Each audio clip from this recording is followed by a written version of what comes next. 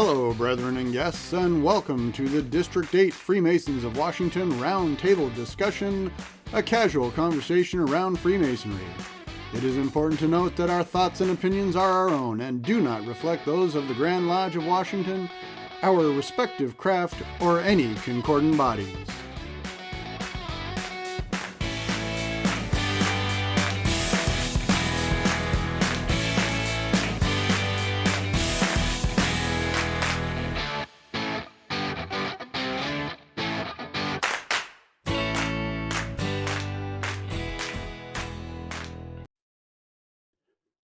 Good evening and welcome back. Tonight we have a very special guest, Very Worshipful Brother John Lawson from Kennewick Lodge, number 153. He recently wrote a paper on the anatomy of the closing charge and has agreed to discuss that with us this evening. And with that, I will turn it over to Very Worshipful Brother John. Well, good evening, and thank you, Steve, for inviting me to participate in this. And hi to everybody. It's kind of our new normal, I suppose, as they say. I will get right into this because it'll take a little bit to go through, but I do think it's an important piece. My background is in communications, sociology, psychology, branding, marketing, logo design, those types of things.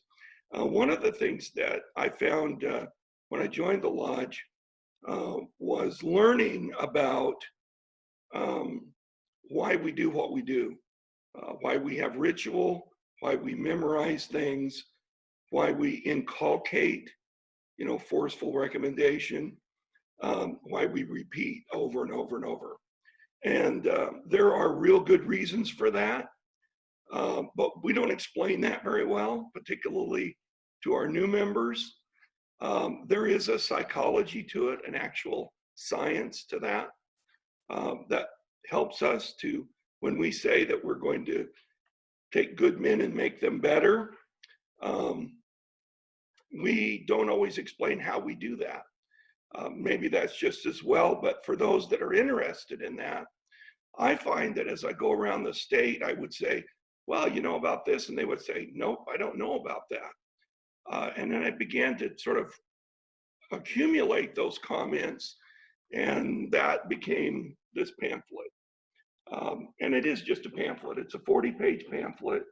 But basically, the pamphlet, called The Anatomy of the Closing Charge, breaks down the closing charge, which I think is one of the more important aspects of our ritual at the end of the meeting, because it's that reminder, sort of that elevator speech that we give to ourselves and to each other before we go back out into the world to be the better men that we're supposed to be.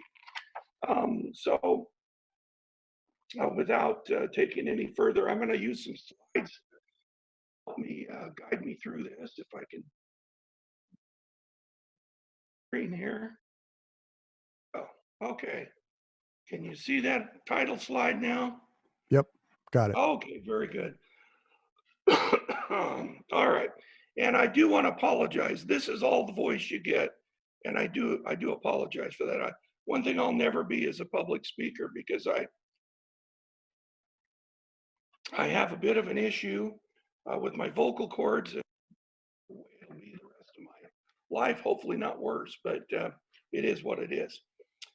So as I begin this commentary of my personal views and insights on what is arguably the most valuable of our landmarks, the closing charge, let me say thanks to each of you who have, of your own free will and accord, chosen to walk the Masonic path to enlightenment and accept the clarion call of the fraternity by striving to become a better man. One of the distinctions of our craft is that we do not solicit for members. When petitioners come to our door of their own volition seeking membership, we take great care to examine each man to determine a proper fit for the order and for the individual. In the end, no brother within our ranks is without a genuine desire of his own free will, nor without due examination by the fraternity. Not all Masonic ritual is in cipher, nor is it intended to be kept from the curious eyes of the world. And that is the case of our beloved charge. It is unapologetically what it implies, a list of final expectations and strong reminders of who we should be as Masons and as men, and how we should operate throughout our lives, both in and out of the lodge. It reminds us of the responsibilities that we have promised to ourselves, our brothers, the craft, and finally to all of mankind. The charge is simple in its construction, straightforward in its expectation, and perhaps so much so that we might glaze over its deeper meaning and be tempted to rush through it on a long meeting night. I will go so far as to say that our charge contains the distilled sum of our craft, and so its tenets should not only be put to memory by every Mason, officer or not, but understood as that good and wholesome instruction laid down by the master of the lodge, specifically for our civility with one another and our example of genuine manhood to the world. The first word, brethren, refers to us as more than an individual. We are brothers in the fraternity, and as we proudly display our Masonic regalia, we're reminded from the beginning that we are representing a unique society of men, something older and larger than ourselves, who together strive for something bigger and better. We're reminded that we are equal and on the level, serving the craft for the common good. We are like-minded individuals who work for an improved version of ourselves and hope for a better society as a result of our efforts. This is important because outside of our doors, the world absorbs us back into sometimes less constructive groups with labels that can divide us rather than bring us together, creating divisions between us that at the extremes can create adversaries. We're identified differently from one another based on social, political, racial, sexual orientation, religious affiliations, etc. Compete against each other for status, leading us to unproductive conflicts and ill will. But inside our lodges, we strive for equality, where these divisive labels fade away.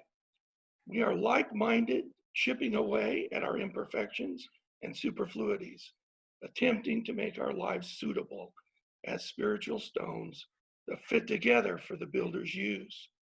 Sometimes that world appears to have little concern over those goals. Masonry is a moral and spiritual science designed to improve our character, and in so doing, one man at a time, we improve our society. When we recognize that we are part of a diverse group of men who all affect the common spiritual building, it causes us to look inwardly towards our own imperfections and motivates us to improve ourselves so that we all fit together perfectly, not just for our own personal benefit, like the world would program us to do, but for the benefit of everyone out of brotherly love. The principal way it accomplishes this work is working with one another in our sacred retreat. Let's take a look at the words sacred retreat. Sacred is devoted or dedicated to a deity or to some religious purpose. It's consecrated. Or the second explanation is entitled of veneration or religious respect by association with divinity or divine things or holy. Retreat, the act or process of moving back away from or especially from something hazardous or formidable or unpleasant, as in made a retreat from a hectic city life to the country.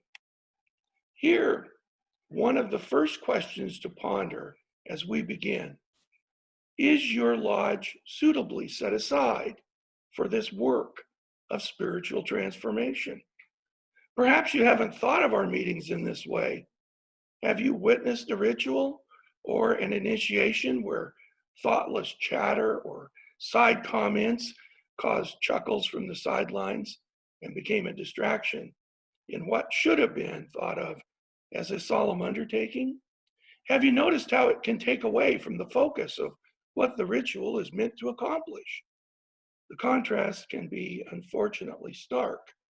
On one hand, a beautiful liturgy written long ago by insightful men in whom we venerate and admire, whose words have been carefully chosen to instill into our minds the most sublime virtues exemplified through its catechism, is repeatedly disturbed as the world creeps into our sacred space, distracting us from our purpose and robbing the light intended to illuminate our hearts and minds, and stealing the solemnity and power of the craft's mystic art. Our minds are distracted, our efforts are lost. We begin to behave and function like the profane and mundane world we came from outside our doors. Contrast, have you been to a lodge meeting? Everything went smoothly and everyone's minds were focused on the purpose of the craft. The words of the ritual were clearly understood, carefully and purposely recited by an instructive tongue and received by attentive ears. Something mystical happens if we allow ourselves to be elevated by its virtues. A kind of mental spiritual alchemy. The strange but powerful nature of the craft unfolds, and in those moments, the lodge literally becomes a sacred retreat of friendship and virtue, where everyone feels whole, renewed, a unique space where the maelstrom of the outer world is far away. Mingle again in the outer world amid its concerns and employments. This is an unfortunate reminder that the world is waiting for us with far less peace than we have discovered within. Never before have our lives been so full of stress and distraction. And ironically, much of this is self-induced. We have our smartphones at the ready to know exactly where we are expected to be next, but often end up making everyone else happy at the expense of ourselves or our family by spending our time and attitudes thin. That can make civility difficult to achieve. The concerns and employments of the world are endless. Like a dog chasing its tail, we find ourselves running in circles. This booklet will demonstrate how the world has evolved over the last 100 years, how Masonry's teachings provide valuable answers to today's dilemmas. In today's household, half are blended through divorce, creating complex interpersonal relationships. Other social changes, such as political, cultural, economic stresses, affect us at every turn. A large number of us are living longer without the financial means to support ourselves into old age. Concerns such as the opioid crisis visits homes that we would have never imagined, regardless of our upbringing or social status. Washington Masonic Charity's phone never stops ringing with needs for assistance from those who, through unforeseen circumstances, find themselves in need of help. We might be an 18-year-old living out on the street, a parent with a wayward child or an aging parent, or be dealing with financial concerns. We are immersed in these challenges and responsibilities every day. But the lodge is purposely not of the world. The lodge is a retreat. Set aside from the world's concerns, it is designed by its very structure to be an incubator where we can take a breath, learn to become better, and able to interact with one another productively and find sympathy with one another's difficulties.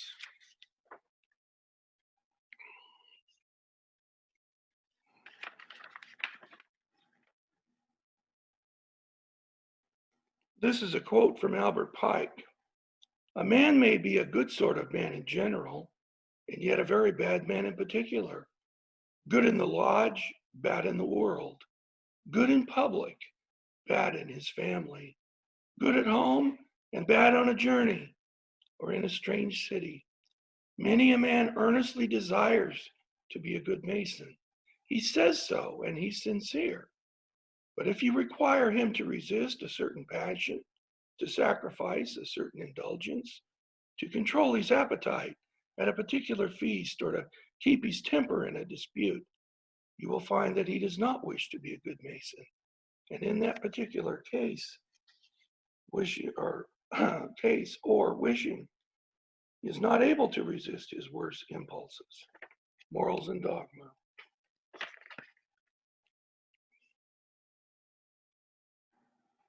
Such is the struggle between the challenges we face and the solutions we need.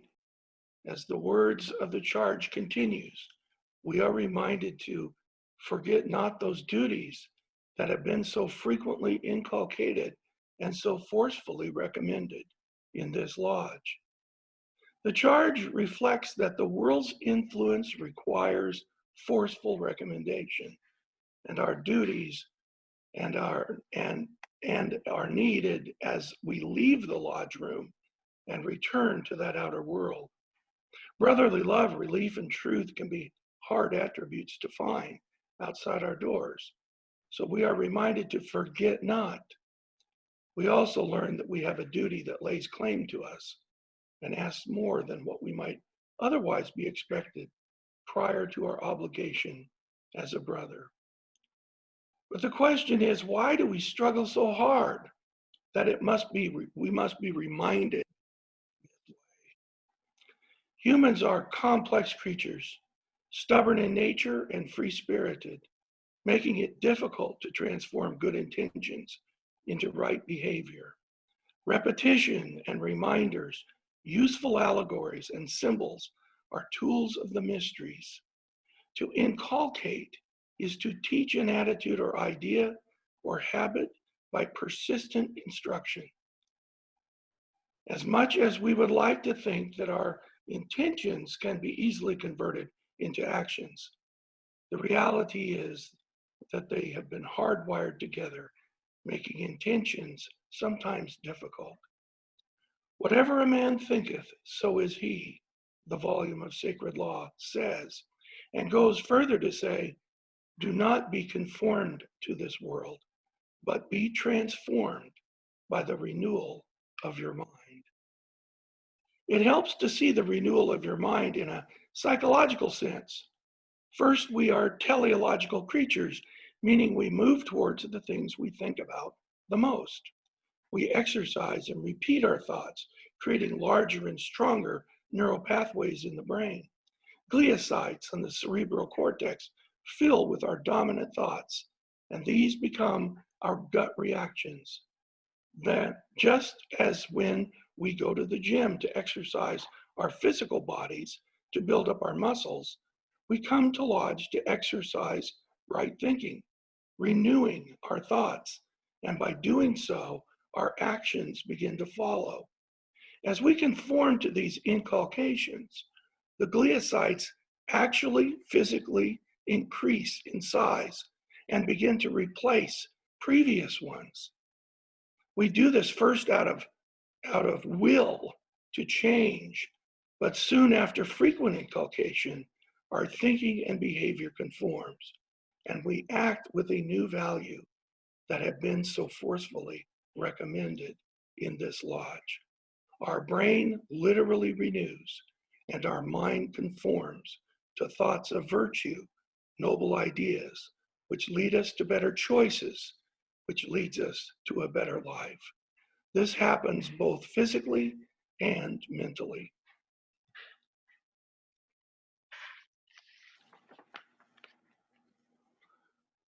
We have now looked at the opening reminders that set the stage for the charge as a whole.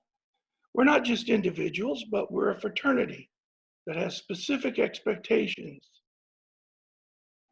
on us through our obligations, including interactions outside the doors of our lodge. We're to be mindful of our reputation wherever we go. Now the charge breaks into our obligation into 4 specific attributes to strive for. Be temperate, prudent, diligent, and discreet. Be temperate. So what is it to be temperate? The dictionary defines the word as showing moderation or self-constraint, squaring our actions and keeping our passions within due bounds is another way of defining temperate behavior. Self-control should be a fundamental desire of our efforts for spiritual improvement, and our aspirations reveal much about who we are and what we understand about ourselves and others. We may say that we're on the level, but our actions sometimes show us to be more childlike and out of balance. Each of us know our secret Achilles heel in areas of our lives, and we need additional reminders and guardrails on occasion to stay within that place of temperance within ourselves. We may well be able to perform respectably in public to satisfy the judgment of our peers, harboring less civil feelings, but we truly wish to go for if we truly wish to grow further and become better men, and not just appear to be better, letting our passions drive our unbridled ego, we must apply effort towards the allegory of truing our stone if we can ever hope to become that perfect ashlar suited for that spiritual house not made with hands. That can be hard to achieve without repeated effort.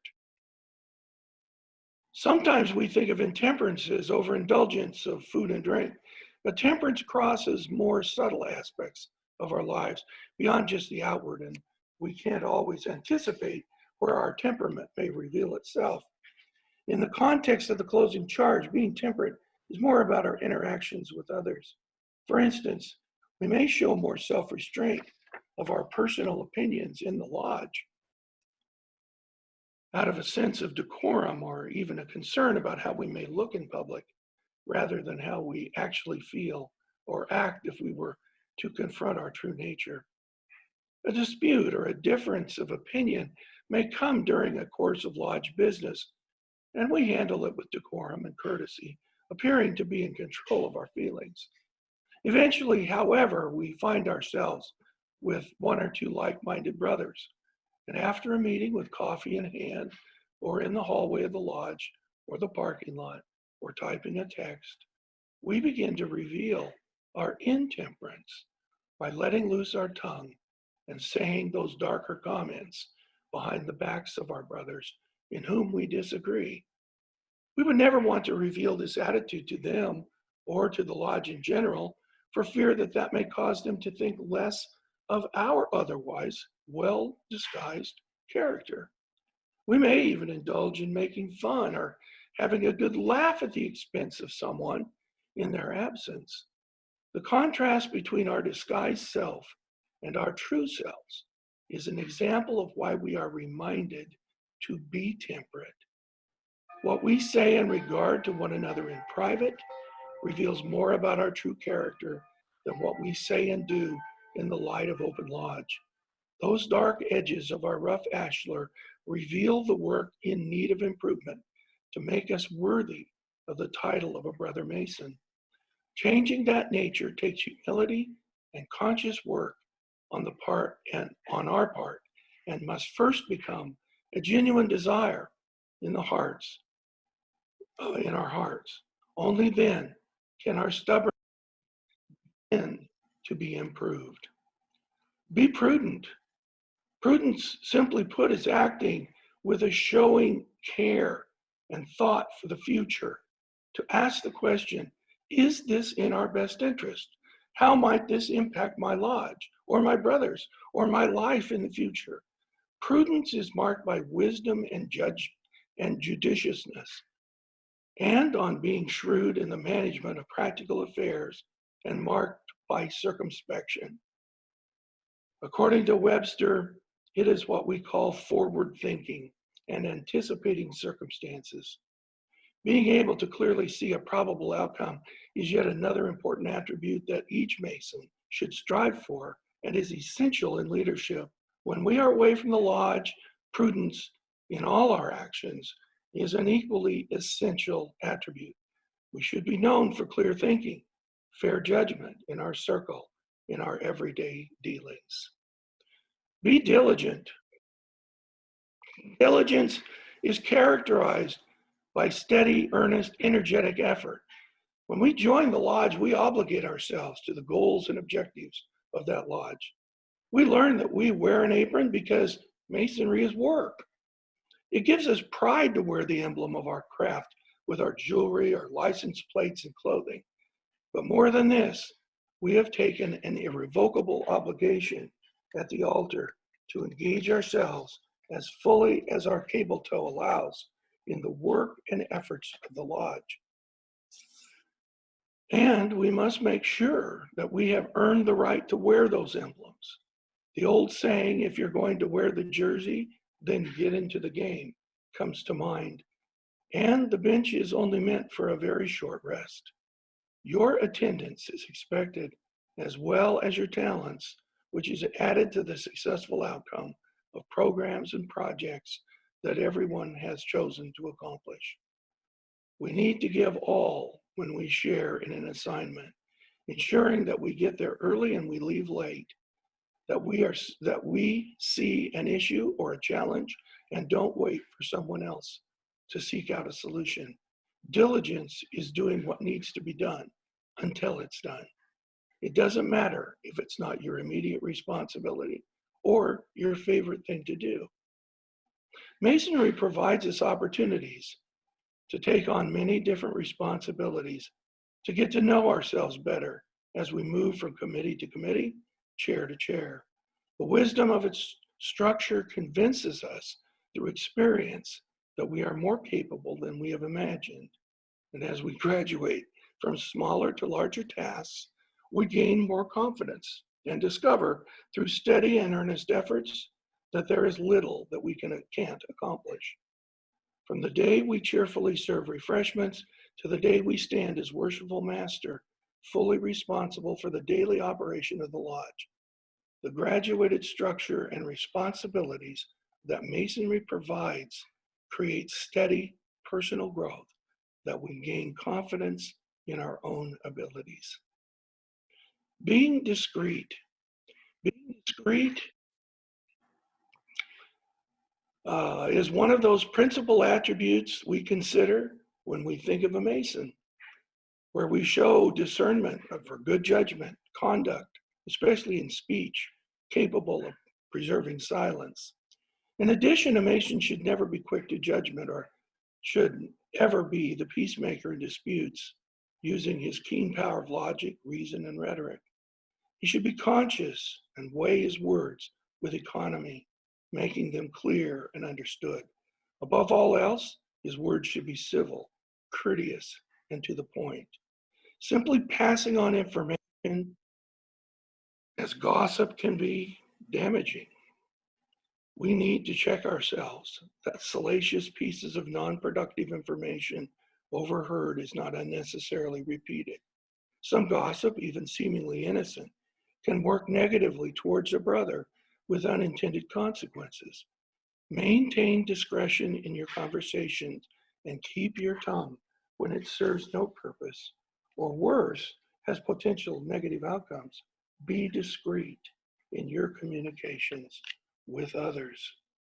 We are warned in regard to indiscriminate speech by this quote from Albert Pike on page 124. Wherever there is strife and hatred among the brother, there is no masonry. For masonry is peace and brotherly love and concord. It seems like we shouldn't have to be reminded in this line, remember that at this altar you have promised to befriend and relieve every brother that shall have need of your assistance. But as with any transformation, there is a natural tendency to return to old habits that can work against our new desires. Being reminded and inculcated many times is not just being thorough, but it's necessary as we change from good to better. We only need look to nature and the laws of physics to observe this truth. Take the master sword. Free elements are forged together with extremely hot fire, and then pressure of repeated hammer blows force the metal to combine, causing it to submit to its new and useful combinations and shapes. It is the nature of the elements to return to their former state with firm and deliberate force, to permanently change them. Same way, even the willing mind must be forged to shape new thoughts. We begin with good intentions to befriend and relieve, but often find ourselves stepping around our new obligations with excuses, leaving those requests unanswered or for others to perform. So we must be reminded again and again. In order to understand this process better, let's look again at the actual function of the human brain in detail. All across the cerebral cortex, billions of gliocytes, as mentioned earlier. These are the sensors whose literal meaning is seen and heard. These gliocytes are connected by a complex network that we refer to as neuronet, where neurotransmitters carry thoughts from origin to destination, connecting them with the help of neuropeptides, which is a chemical delivery system, bringing chemicals such as dopamine and serotonin and histamine, oxytocin, and so on and so forth. These combinations collectively determine our attitude or mood. If we think of the surface of the brain as a map of interconnecting roadways of various sizes connecting the gliocyte storage areas, then we have a basic understanding of what our mind and our access to it looks like. This simplified explanation of the brain's complex organization of cells, electronic nerve impulses, chemistry, gliocytes, and the combination of them is what determines our self-image and our worldview. There may be no greater nor amazing process of the human body than thought transforming to matter as we collect what is seen and heard into decisions that determine our own self-image. Inside each of us, there is also a subconscious that operates quietly but powerfully in the background. Using this information, the subconscious is like a thermostat in your house. It takes in all the stored memory in the gliocytes connected by the neuronets, combined with peptides in order to maintain sanity based on what we've collected and believe is our truth. Subconsciously, there is what's called a gatekeeper that lets only the thoughts in that we agree with, that agrees with our self-image. When we move out of our comfort zone by some thought that is, quote, not like us, according to the decision process, neuropeptides manifest physical symptoms such as nervousness, anxiety, a sour stomach, sweaty palms, etc. The subconscious says, get back to where you belong, and uses these chemicals to convince us to comply. We have been told to listen to the voice of our conscience, and it will keep you from doing something wrong. And there's a partial truth to that, but unfortunately, the whole truth of the matter isn't that simple. In the pages of the book of sacred law, we are reminded, whatever a man thinketh, so is he. In other words, our self-image is made up of all of our thoughts, both good and bad, recorded collectively in the gliocytes of the cerebral cortex of the brain and adjusted by the chemistry that affects our behavior. It causes us to respond and filter who we believe we are and to see the world in that way. We are motivated to move in the direction in which the subconscious claims is our truth, whether behaving outside that image is good for us or not. And that makes changing that image, even for the better, difficult.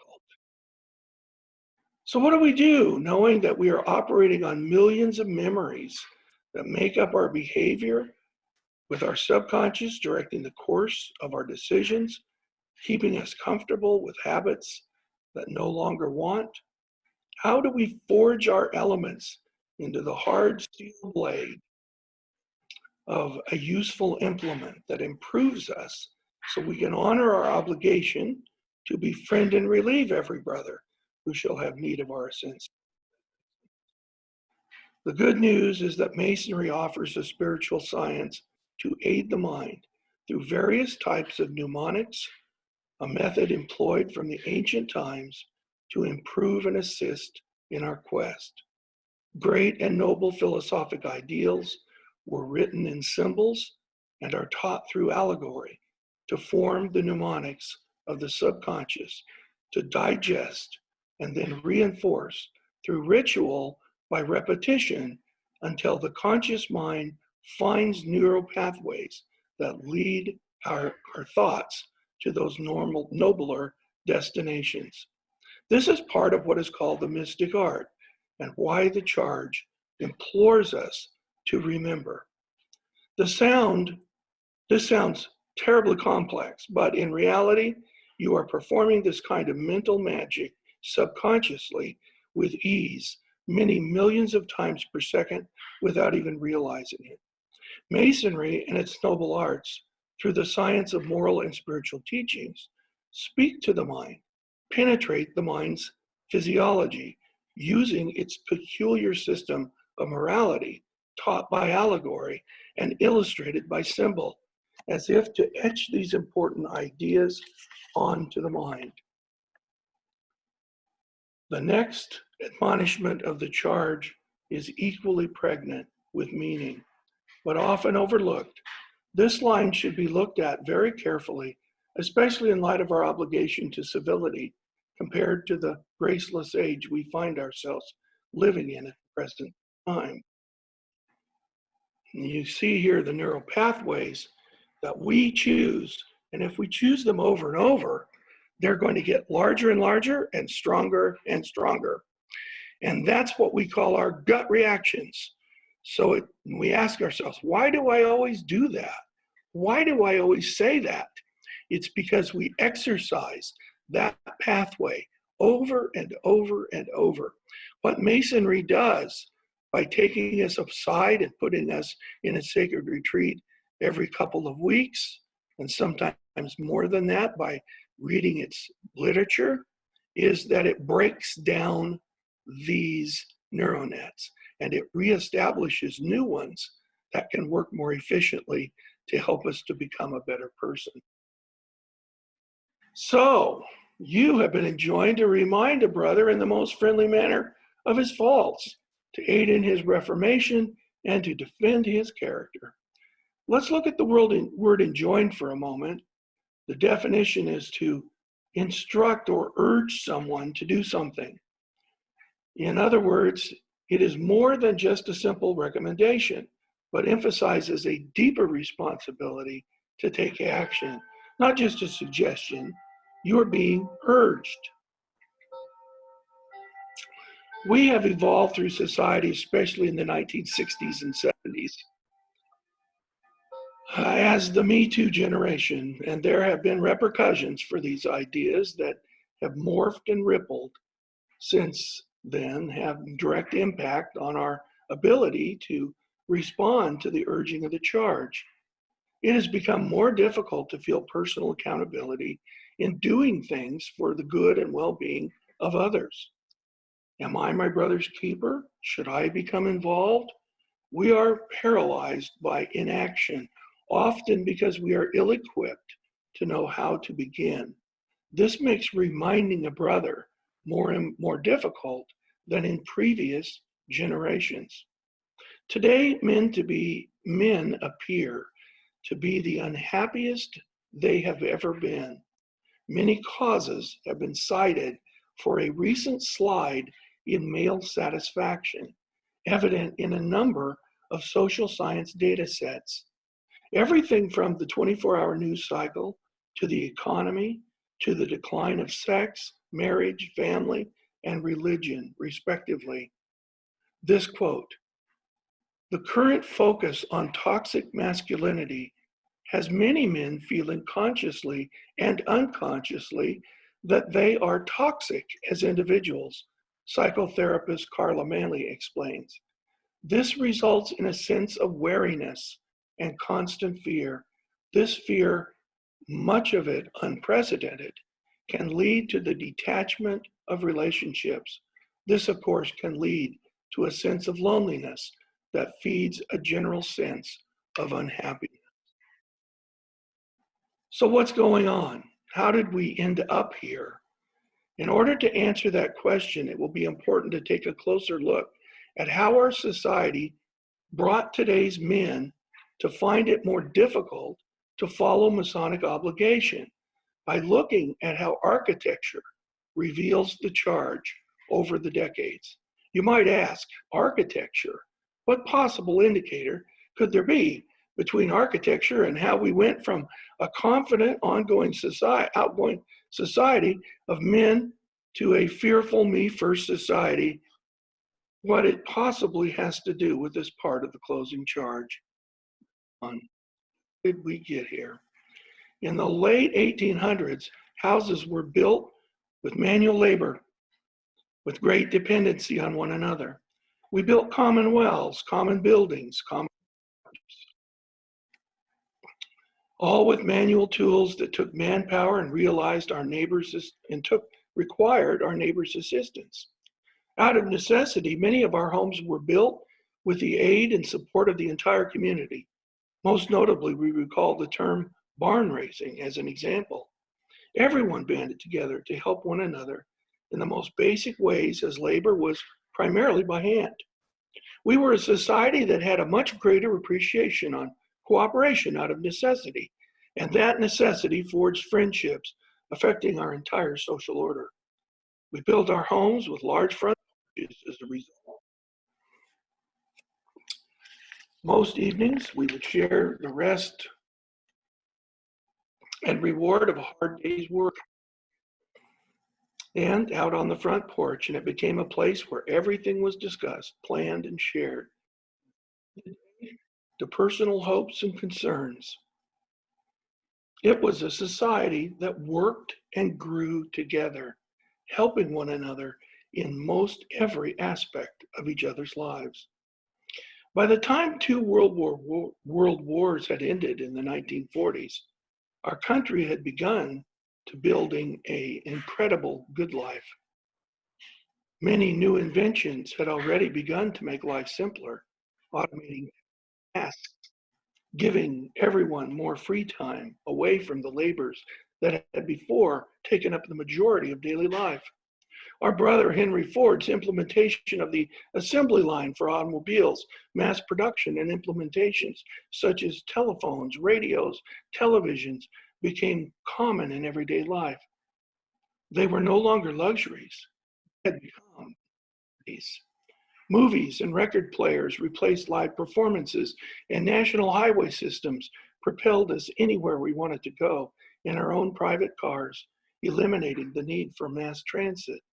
Massive power grids with lock and dam systems brought needed electricity with transportation and irrigation to the far reaches of the West, helping to bring about the amazing world we live in today. At the same time, progress inadvertently affected the way we were interacting with one another more profoundly than we could have ever anticipated, and our social order changed. As a result, architecture revealed these changes again, giving us clues about our changing society. Houses evolved for baby boomer families no longer desiring a large front porch. We welcomed helpful hands of the neighbors. Eventually, the porch was drafted out of modern house design in favor of patios. Our new society began focusing less and less on cooperation and more on the isolation of the individual, where help from the neighbors became unnecessary and even unwanted. But it didn't stop there. By the 1950s, it was clear to sociologists that children with their own family unit had not only separated values from their previous generation, from their own parents. Before the 1960s, family social structures was for the most part a culturally cohesive unit. Same movies, same music, same books, but with newer and newer inventions and diverse choices, this change in values within the family widened and became known as the generation gap. Youth developed values of their own, particularly in the entertainment, clearly different from their parents. The need for social cooperation between the 1800s and the 1960s was now clearly evident. The common values and ideals of the early age was now gone.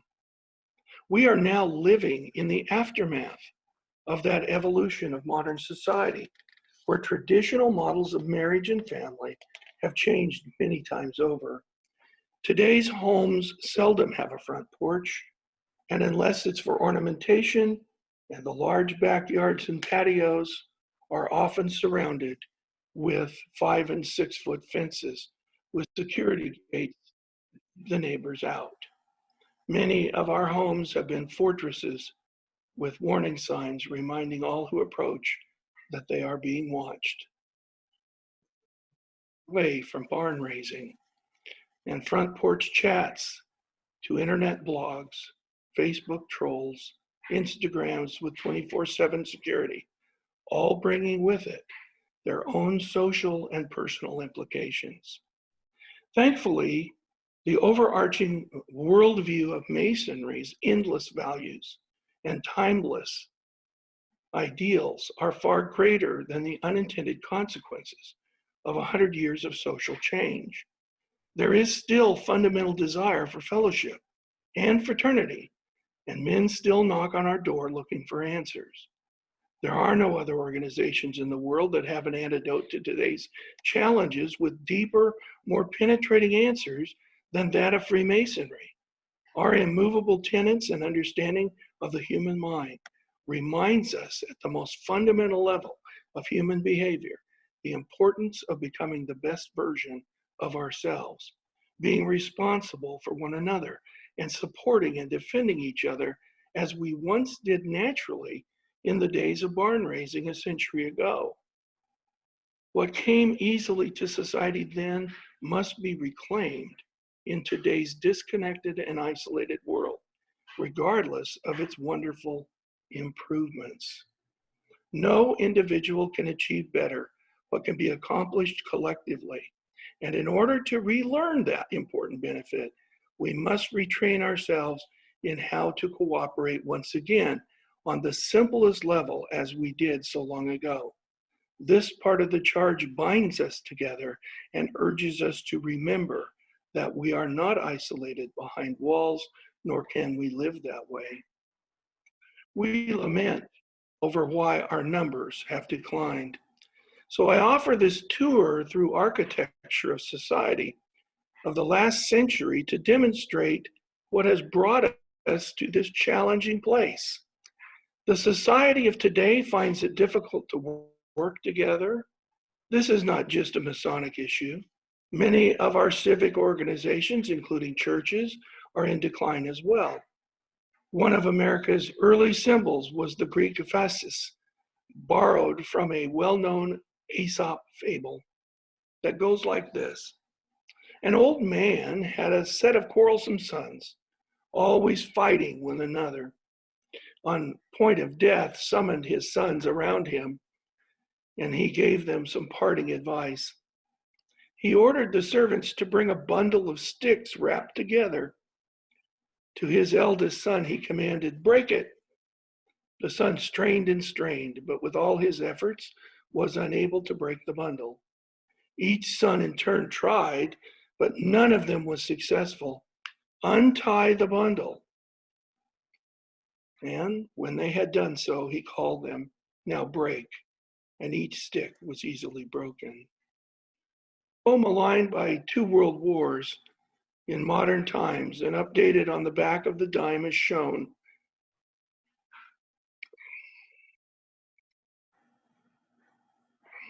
excuse me a minute, I gotta take a drink. The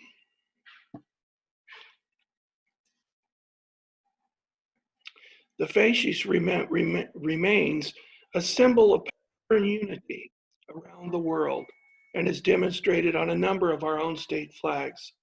Another reminder appears on the dime as well as the walls of the U.S. Congress, E pluribus unum, our nation's motto appearing on the Great Seal of the United States, Latin for out of many one. Perhaps this symbol was offered to remind us of how important it is to continue to work together and support one another. Now comes the rub, as Shakespeare would say, to remind his brother in the most friendly manner of his faults. And that is an art in itself. No one wants to hear their shortcomings handed to them, yet we are counseled in the charge to take this sometimes difficult task when necessary. Masonry holds us accountable as to ourselves, but for one another. And we are reminded that although our first responsibility may be for our own actions, our collective behavior has consequences that can affect everyone and needs to stay in check. The action of only one individual can affect the peace and harmony of the entire fraternity. And knowing when to step in and counsel a brother is an important skill and something every Mason should be willing to learn and undertake when it becomes necessary. There's a risk in how we choose our words with a brother when a mistake is being discussed. It can even lead to additional problems. Thoughtful care needs to be taken by using the most friendly manner possible. It helps not to work alone. It is a good rule of thumb to have at least one other brother present when counseling, and the master of the lodge should be informed, especially when you can anticipate a defensive attitude on the receiving end. But it is equally important not to let wrongdoing or error go unchecked. The slippery slope of complacency begins by doing nothing for fear of doing something wrong or out of timidness. Plato, in his work, The Republic, reminds us in a simple line why we must remain vigilant.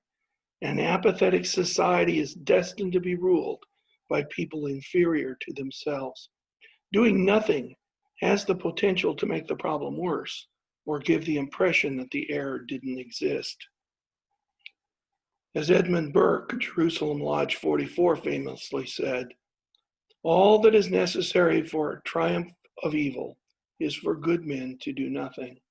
For the sake of the integrity of the fraternity, we must step up to protect it and the values it represents to mankind. Over the last few generations of our society, we have morphed into people of situation ethics, making lines blurred between what is right and wrong so much that terms like what difference does it make or let it play out have become commonplace. Masonry, in contrast, holds us to a higher standard of values beyond mere group opinion or circumstance. It is clear and concise, built on firm values that have endured the ages and should be implemented with love, holding fast to what we know are immovable truths, proven over time and based on logic and reason, even when we anticipate that a brother may not agree. Martin Luther King put it this way: a genuine leader is not a searcher of consensus, but a molder of consensus.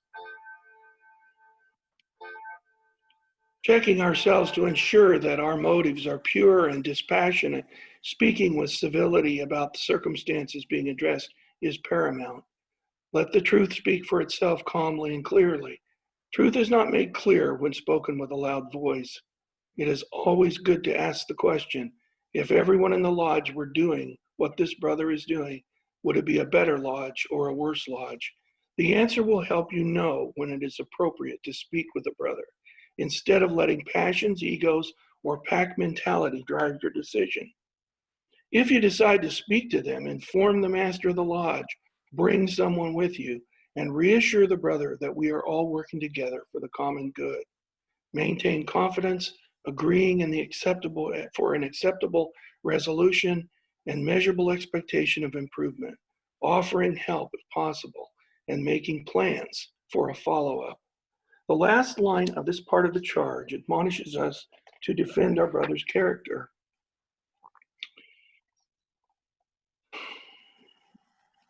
Defending your brother's character is recognize that we are all works in progress and not all yet perfect on our journey east. Doing to others as we would have them do to us is simple and clear and needs no further illumination. We can either choose to improve our craft by our kind and supportive words and work as brothers to aid and improve our fraternity, family, or society, or invite into our sacred retreat the unbridled nature of the profane outside our doors. If we are to make a difference in the world and truly become the men and masons we desire, it will start and end with the simple, loving ways we choose to treat one another, not just in the lodge rooms, where our good nature's on display for everyone to see, but in the dim hallways and parking lots where we are more tempted to speak unnecessarily and thoughtlessly. We want to surround ourselves with those who build us up and give us strength and encouragement, avoiding any conversations and comments that tear us down.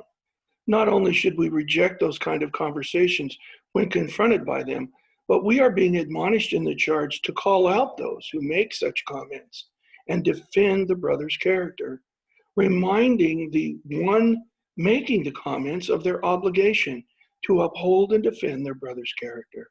If we will commit ourselves these higher standards and truly live them, we will strengthen and improve the fraternity as a whole and be the example to the whole world outside our doors of what the character of man can truly become. Up to now, the charge is focused on the obligations and civility that we have given to our brothers, but the next critical sentence, we are asked to focus outside our tiled doors. We are reminded that although our fraternal brothers are helping one another, there are expectations for our services in the world around. These generous principles extend further for every human being has a claim upon your kind offices. It is true that we enjoy a unique Masonic environment where ritual, discipline, and order affords us a structured framework unlike the world around us. We enjoy the comfort of like minds and common purpose, and what an amazing and wonderful environment it is. However, we can clearly see the values of Masonry are an example for an improved social structure outside its doors as well. So, it is of little value if we keep these ideas hidden and not share our many benefits with those who struggle around us. You may respond to the idea of sharing our kind offices freely to sometimes an ungrateful world who does not appreciate our fraternity and refer to us as maybe even sometimes a cult as unmerited favor. And you might be right, but it is our responsibility even still. All our self-talk, our worldviews should be uplifting and healthy. We must discipline ourselves and avoid hurtful thought and unproductive comments and be worthy of the title that kings and potentates over many ages have claimed as the greatest that can be bestowed upon a man in this life, and realize that all of our efforts for self-improvement for a purpose greater than ourselves. We are all equal in the eyes of God and all worthy of his boundless generosity. We are his instruments in a world that desperately needs our example of tolerance, generosity, and sympathy more than ever before. We are the great architect's eyes, ears, hands, and feet, and he has given us the power to change the world and bring about the ancient hope of a perfect society. As Brother Pike wrote, the great distinguishing character of a Mason is sympathy with his kind. He recognizes in the human race one great family, all connected within himself by those invisible links and that mighty network of circumstances forged and woven by God. And be all of one mind, live in peace, and may the God of love and peace delight to dwell with you and bless you. A society of individuals cannot stand strong, and like the Roman fasces mentioned earlier, each of us are easily broken when separated. But when working together, we become an unbreakable bond. So we are given a reminder to be ye all of one mind. Not that we are to think the same thoughts. We're not robots. We're not being asked to give up our own individuality, but to bind our thoughts together for a common good so that our valuable perspectives and individual experiences can strengthen the whole when combined. Masonry is an art that teaches us how to work as one, and yet its design allows our own personal worldview. Pike elaborates, Masonry promulgates no creed except its own most simple and sublime one, that universal religion taught by nature and by reason. It reiterates the precepts of morality of all religions. It venerates the character, commends the teachings of the great and the good of all ages and of all countries. It extracts the good and not the evil, the truth and not the error from all creeds, and acknowledges that there is much that is good in all. That certainly aids us in becoming one mind. The insightful Mason understands that truth can be observed and shared, but not possessed. Each observer views truth from their own perspective, and we must respect one another's viewpoints, learning what we can about truth collectively. As each of us contribute to the truth, we create one mind, blending our opinions and find consensus with peace, harmony, logic, and reason, exemplified in love and exercised in civility for one another. And that is the key to the success of what it means to be of one mind. Living in peace is not just hope. We are being instructed to live in peace. It is a decision that each of us must make. The late Wayne Dyer made a poignant statement about the choices we have in regard to our individual worldview. He said, loving people live in a loving world. Hostile people live in a hostile world. Same world. In other words, attitude isn't just an important thing, it's a conscious and determining decision. When each of us decide we live in a lodge filled with potential, opportunity, and purpose, it will become a lodge with potential, opportunity, and purpose. We create the lodge we decide we are a member of, and we are the sum of all of our decisions collectively. Now may the blessings of heaven rest upon us and all regular Masons. May brotherly love prevail, and may the moral and social virtues cement us. In these last words, we hear the blessings of God being placed upon us and our work as we prepare to leave the lodge room. Each man in his own heart and mind sees God in his own way, and providing that freedom of thought and vision is one of the unique benefits of the craft that makes it a needed bridge and example for living in our diverse world today.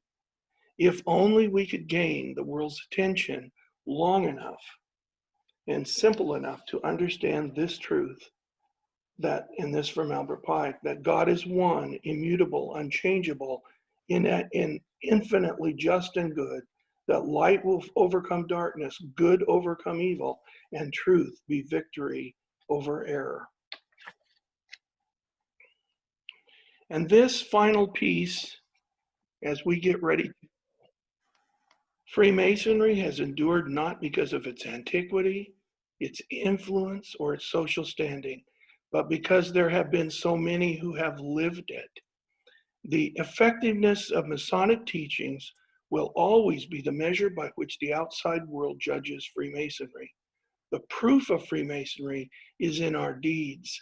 It is in our deeds that Freemasonry is made known to non-Masons. The only way the craft can be judged is by its product. The prestige of Freemasonry lies squarely on the shoulders of each of us.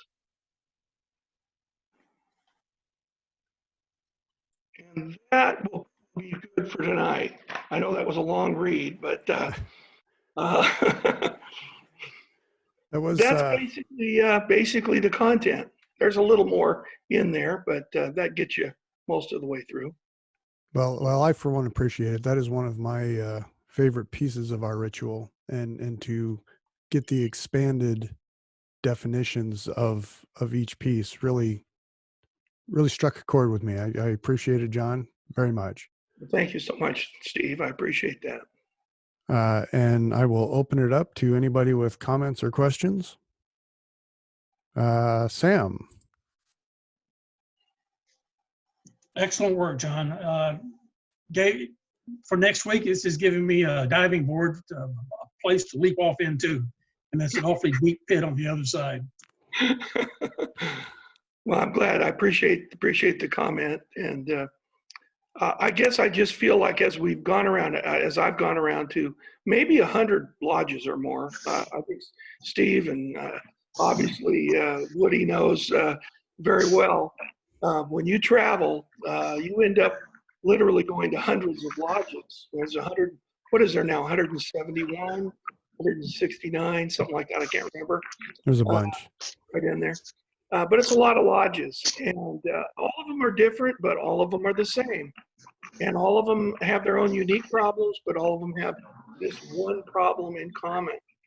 And I think for me, I just want to make sure that people understand that they have a mind, and that mind can be molded.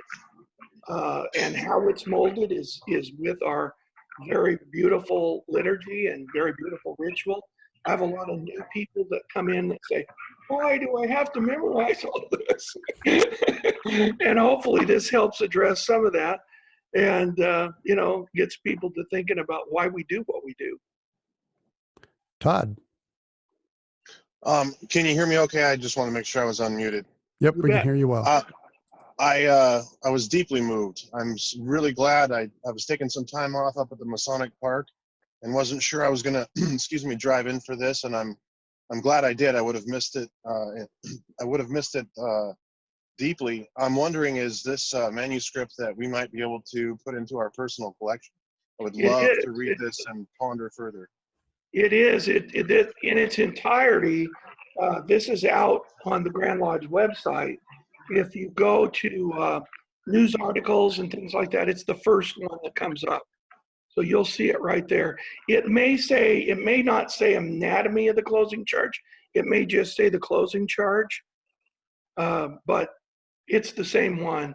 But it is a PDF of this. It is downloadable, and it's available there. So Well, I thank you very much. You're very welcome. I'm glad you enjoyed it. So Todd, I will find that link and I will get it to the SLOC secretary and ask him to send it out. Thank you. All right. Anybody else?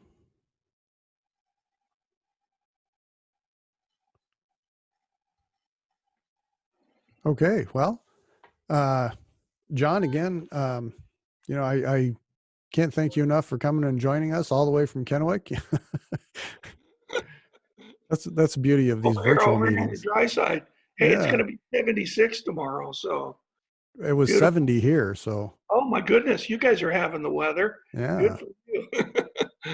Yeah, it's been beautiful here.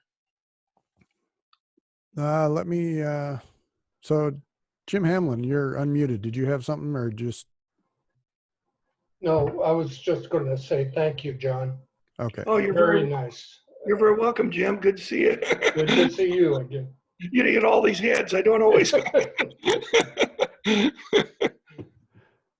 Well, the other thing that I have is most worshipful brother Charles Wood. You have anything you'd like to say? Yeah, earlier, I asked the question about,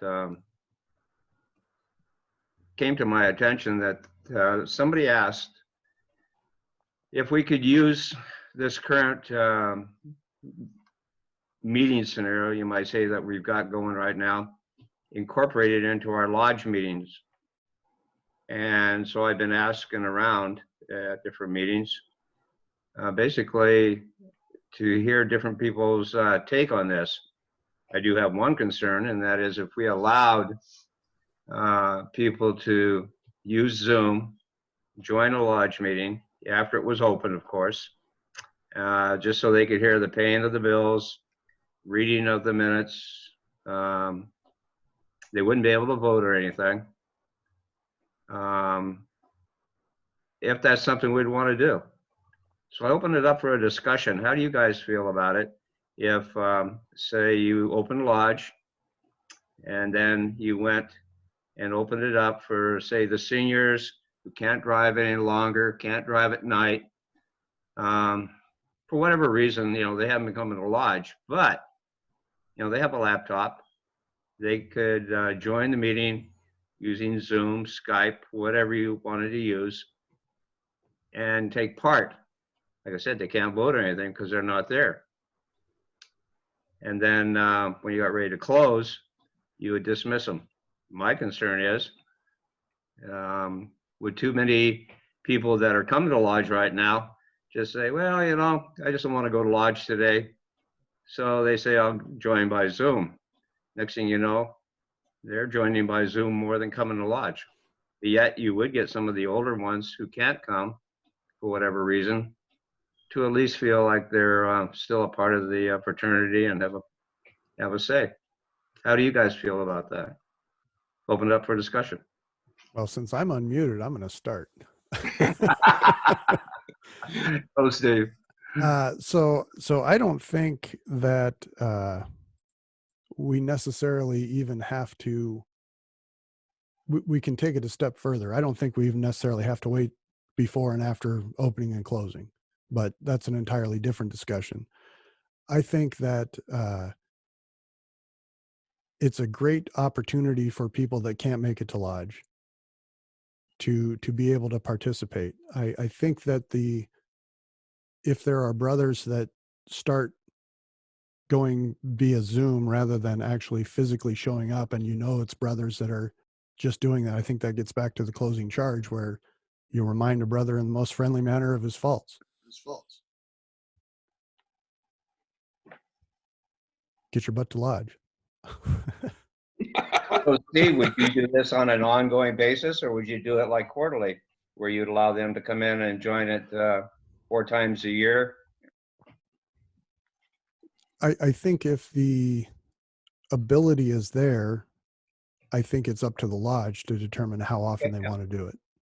I really think it's a good idea. I unmuted myself so I could chime in. Sorry. Okay, Steve. that's okay. But I really think it's a great idea. We have a number of members at Salt Monroe that are up in years or out of location, and I think they would welcome that opportunity to see the brothers who are there and be able to sort of communicate with them and take part in the Masonic Brotherhood activities of a lodge meeting.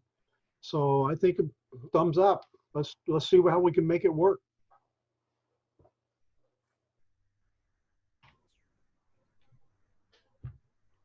Come on, there's lots of opinions in District 8. That's all I had to say in case anybody. Jerry, were you going to say something? I couldn't tell.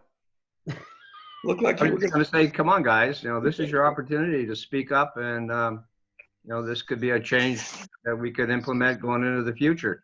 We're in different times right now. I only have one concern, and that is the secrecy of the ritual.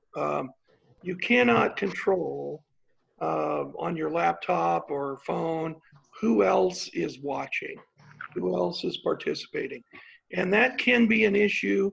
I think you'd want to write a instruction paper, having somebody swear that no other person outside of themselves authorized to watch is going to watch, something of that type. I just feel like we might be a little too cavalier by just saying, here's the meeting. There's a Tyler at the door restricting people from coming in.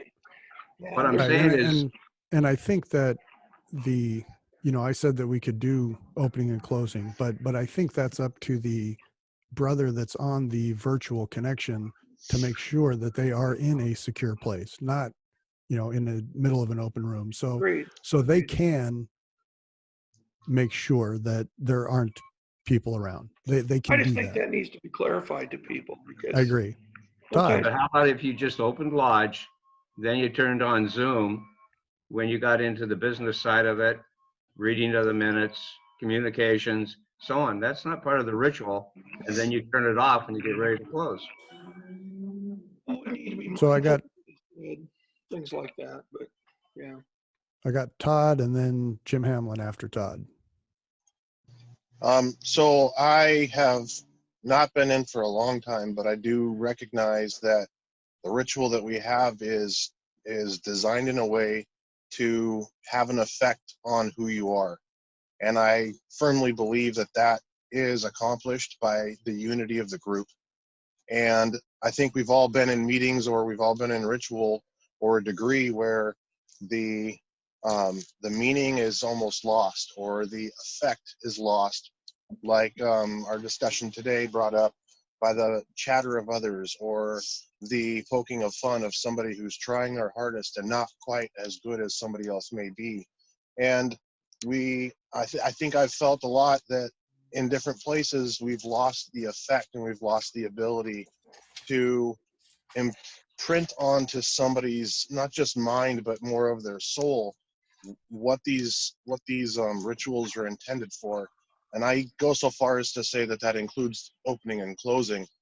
That when you open the lodge, it's putting your mind in a place and putting yourself in a place to shut the outside world out and to put yourself into the work that you're about to do. And then the closing, obviously, we've just gone through that, how important that is to remind yourself of everything you've been talking about and taught to do, and how important it is to take it outside and to be the person you've joined, to be the person you want to become, and that's the reason that you're doing the work you're doing. So I think that for that reason, I would be strongly against any part of ritual or opening or closing being included, but I as strongly believe that we really could have the business inclusion.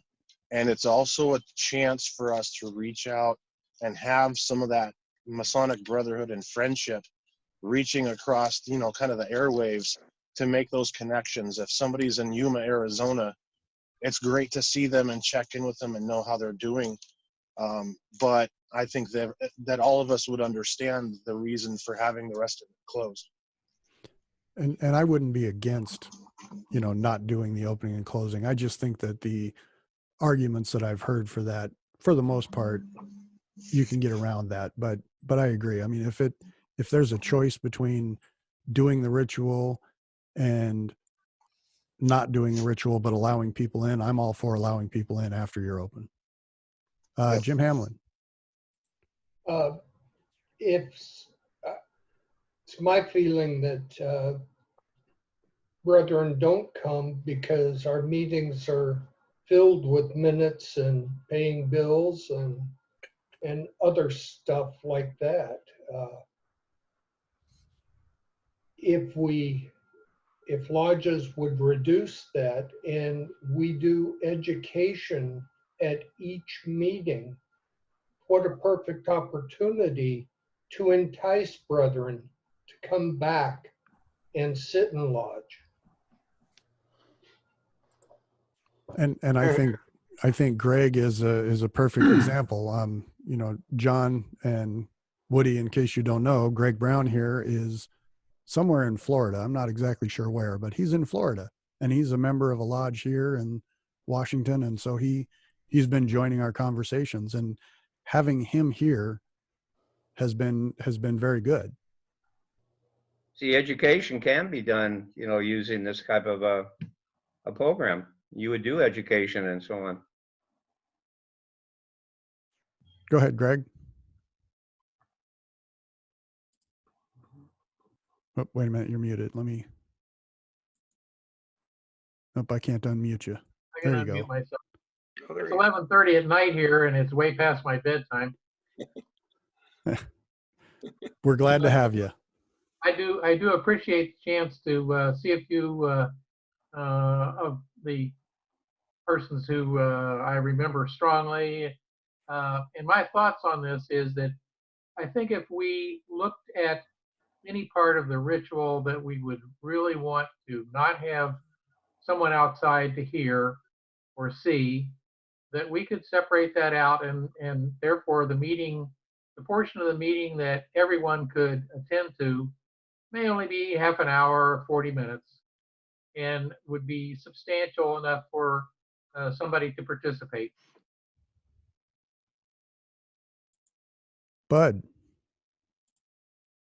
Oh, wait a minute. There you go. Go ahead, Bud.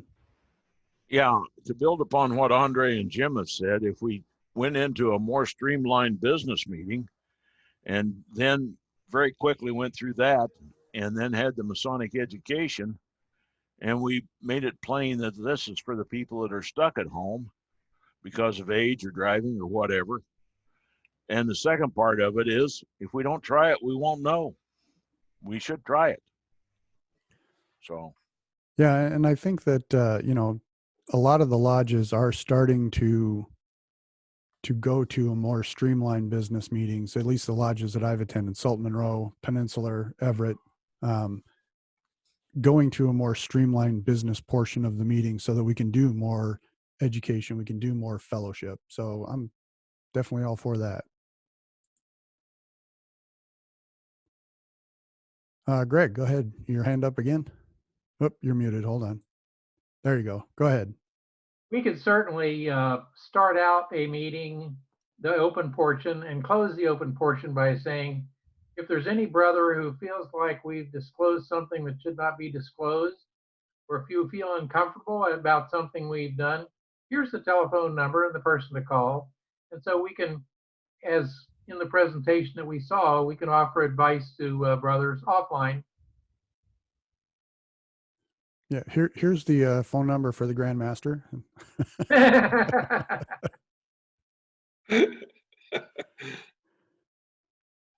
Let's see. Don't see any more hands up.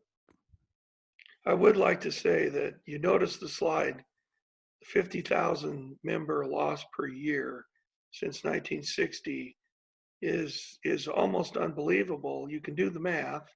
It's really sad to see.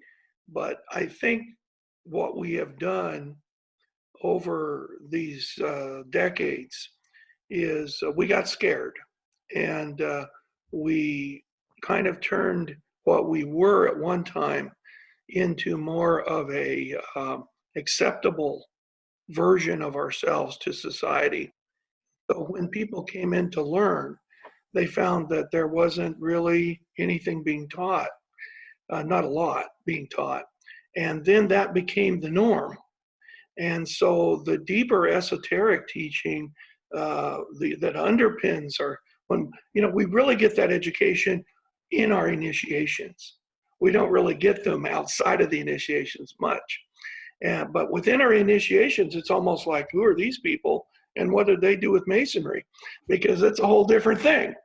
The reality of it is, in the initiations, you hear the language that Masonry was intended to be, which is this spiritual alchemy, this transformation from what we were into what we are supposed to be.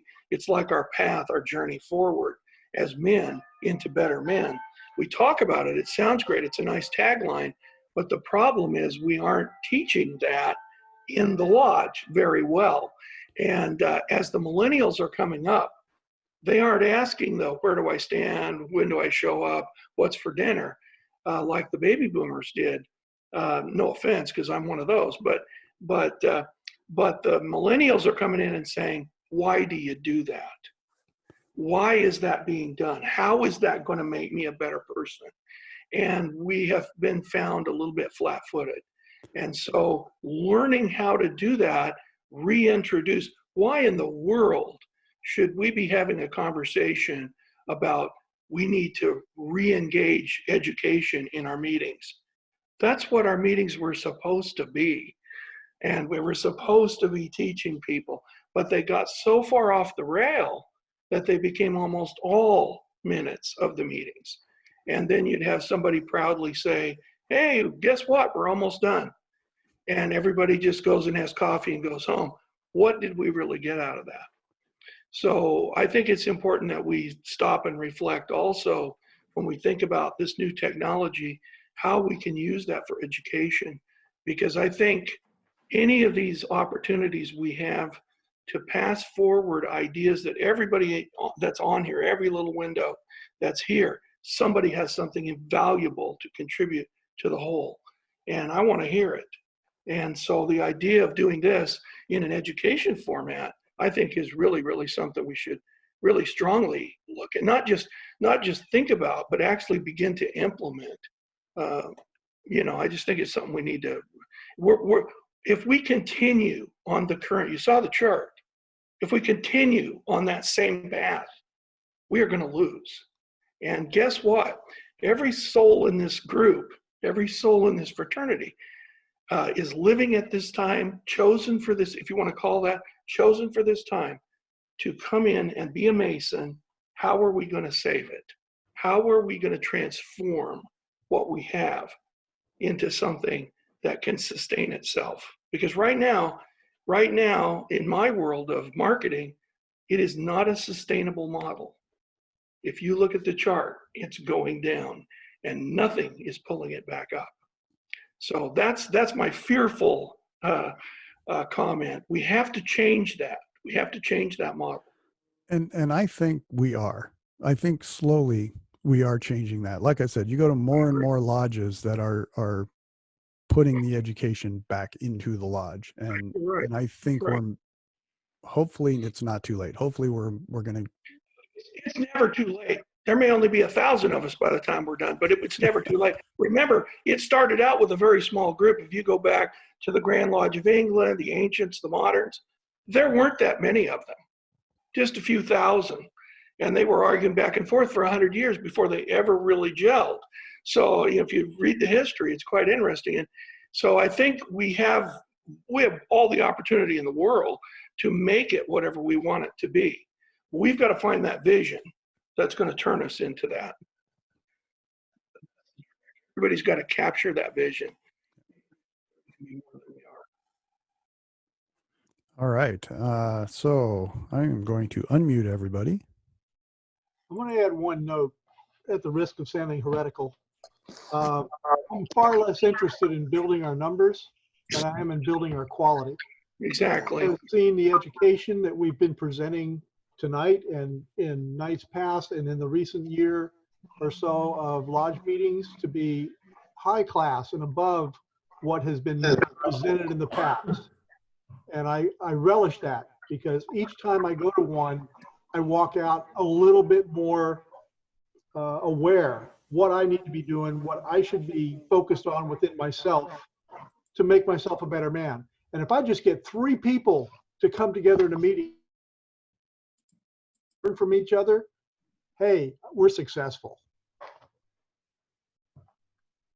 Well said, Andre. All right, let's see, unmute. So, John, I don't think that Gee, Todd, it got dark. Yeah. That it did. Well, not yet. It was a beautiful sunset, though. You should have seen it. Watched it right over the hill out of Granite Falls. Turn the camera around, man. So I don't think I mentioned to you, John, but at the Gone end now. of every one of these that we do a toast to the absent brethren. And so if you got a glass, I do. all right. So tonight's toast is to our absent brethren. And I remind all of you that when you are alone, as long as you are still a brother, you are never alone. To our absent brethren. Amen. Absent brother. Absent brethren. Anyway, could I have a show of hands for a minute of those who would like to see lodges be given the okay to go ahead and try something like this? You just raise your hand for a minute. Pretty good consensus. Okay, thanks, guys. All right. Thank you, most Thank you, worshipful. most And worshipful. Thank you, most worshipful. thank you, very worshipful brother John Lawson, for coming and giving that talk this evening. Thanks for Andre. Yeah, I'd like to add one quick final note. I have a presentation coming up April 30th. I've decided on a topic. The topic is going to be Masonic ethics, a basis for application, how to apply our ethics. So Okay. tune in. We're good. All right. And so with that, next Thursday will be most worshipful brother Sam Roberts doing a presentation on civility. The week after that will be worshipful brother Andre with that topic that he just mentioned, and and I will make sure and get that written down. I will Then send the it- following week we will be doing and I haven't talked to District 8 yet about this, but I've decided, or that we are going to do the roast of the Grand Master on this platform on May 7th. Oh, Normally awesome. we do that on the first Saturday in May at Salt Monroe Lodge, but because the first Saturday in May we're still going to be closed, we decided that we would do it virtually. We don't know how it's going to work, but join us. They don't have a and power failure. At least no, there's not going to be no power failure. And with that, thank you all for joining, and we're signing off.